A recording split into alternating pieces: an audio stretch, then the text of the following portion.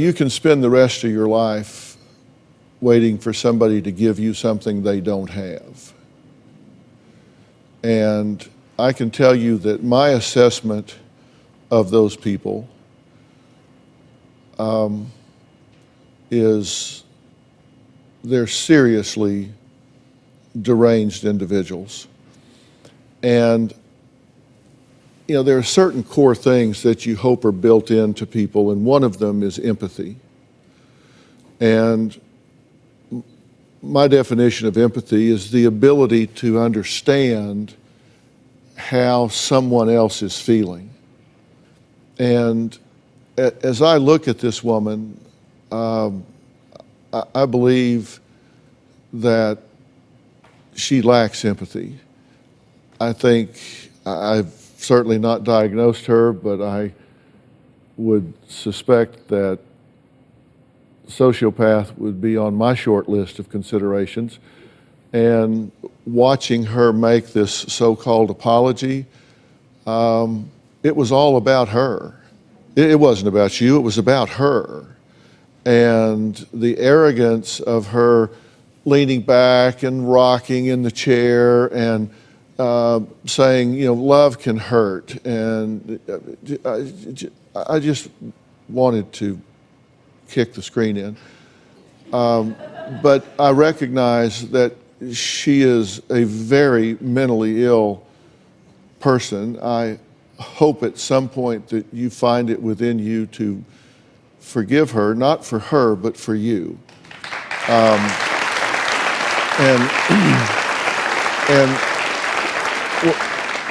When I say that, it's when you are locked up with a person with hatred and bitterness and anger, it's like you're just locked into a bond with them. It's like you got your hands up and you're intertwined with them and you're just right here. And so they're right there, and she can control you from prison by engaging you in bitterness and anger and hatred. And I'm not saying you're ready to turn that loose at this point, but I do want you to understand that forgiving someone doesn't mean that you're saying what they did was okay. Forgiving them says, look, that's going to be between you and God. But I'm not going to spend another second of my life invested in you. You're not worth that to me. I'm not going to do it. And that's the reason I hope you do that. And if there is a part of you that blames your sister for this, if there's a part of you that blames yourself, and I know there is, it's so easy for us to stand on the outside and look in.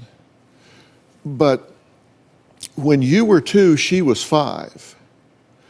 And abusers' number one tool is isolation. You were isolated. Your little brothers and sisters were isolated. And all you know is what you're shown and what you're taught. And if they tell you she's bad and she's where she's supposed to be because she's bad, and you have no yardstick against whether to measure bad gets this treatment, this treatment, this treatment, this treatment, you have no way of knowing what's normal and what's not. There was a normal in your house that was highly toxic, highly pathological, but you didn't go over to the neighbor's house, you didn't go somewhere that it was light and sunny and bright and healthy and have that to compare. So it's very difficult to understand that. And you're 5 and 6 and 7 years old. And so I do hope the time comes when you two sit down and talk about that.